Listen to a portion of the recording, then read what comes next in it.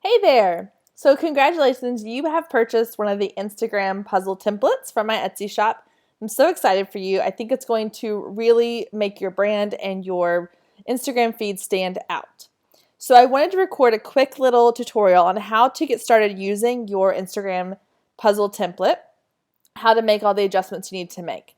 The first thing you're going to want to do is make sure you have a Canva account. If you do not already have an account with Canva, you need to go into canva.com and get a free account. If you're not using this already for your business, it's a great resource. You can create tons of really professional looking marketing materials, Instagram, social media content at the click of a button. Super easy, and I'm going to show you how to do all of it here in just a minute. For the purpose of this video, I'm using the Classic Fashionista template. However, what we're going to go over will apply to any of the templates that are in my shop. So the first thing you're going to notice when you open your template is that you come to this bright pink page here that's telling you to make a copy of the template before editing. The reason why is because in Canva, what I'm sharing with you is my master template. So everybody that gets the link to the master template. So once that master template has been edited, then that means everybody that sees it now sees the edited version. So before you make any changes, before you edit anything, make sure you make a copy that is then yours to edit. The way to do that is you'll go over here to File, Make a Copy. And you'll notice that it's going to just call it copy of whichever template you have. I would change that to your name and then the name of the template if you choose. That way you know that this one is yours. I would go back to the old one and either put it in a folder somewhere where you're not going to be tempted to work with it, or go ahead and just remove it from your Canva account altogether, keeping the link in the email that you received in case you need to get to it some other time. All right, so once you have your copy, you can then remove this first page, and what you're left with is 2 pages of templates. Now, I did this for 2 reasons. One, I wanted you to see what it would look like with images in the template, and then one where you have a blank canvas to put your own images in.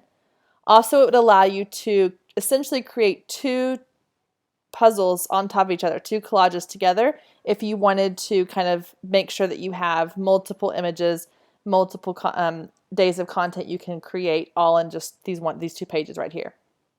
Okay, so getting started with your template. The first thing I want to mention is that the background features, most of them are going to be editable. So for example, this little pink box up here, you can change the color on that if you want it to match whatever image or style you're going for. It doesn't have to always stay the same. Some of the features like this one were a graphic I put in, so it's not editable. And some of them are going to be non-free elements.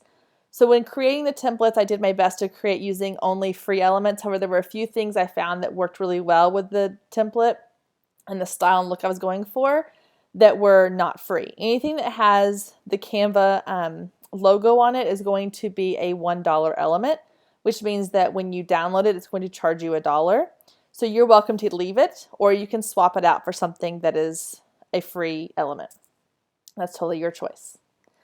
All right, and then you have the image boxes themselves. So this is where your images are going to go. And then on top of those, I have frames. Again, if you're using a different template, then you might also see that there are graphics involved. So you may have, hearts or stars or lines or whatever, different little elements on there as well, which we'll talk about in a second. Okay, so in order to change out the images, you can come over here to Elements, Photos, and Canva has a very large stockpile of images that you are welcome to use in your templates if you choose. So for example, if you were a fashion blogger, maybe even a food blogger, and you wanted this really cute pineapple photo, you would just bring it over here and drag it into the frame that you want to put it on. Now I noticed down here it only showed part of the image. So you would click on it and then you could move it. You can adjust the size and then position it the way you would like. You're also welcome to filter it. So if you come over here, you notice you go through the filters, it changes the image slightly. So you can choose the filters that you feel like are going to fit best for your version, your style, or you can leave them filter free. So that's how you change out a photo.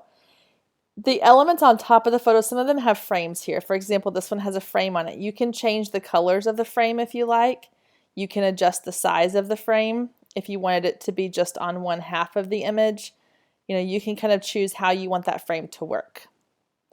If you want to add other elements, so let's say you wanted to add some graphics, some illustrations, you could come down here, you could add in some little stars. It's going to plop it right on top. Just resize it, position it where you want it. You can angle them this way.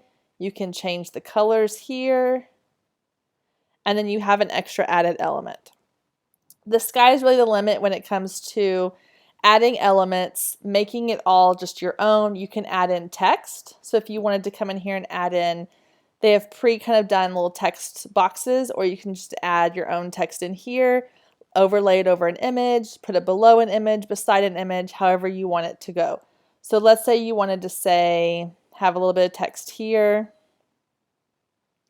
I don't know why that's so little. Let's see if we can zoom in on that a little bit better.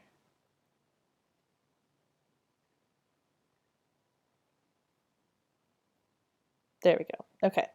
So I could come in here and I could say something along the lines of, let's party. And then I could change the size, making it as large as I'd like. I can change the font. I can change the colors. Let's go green.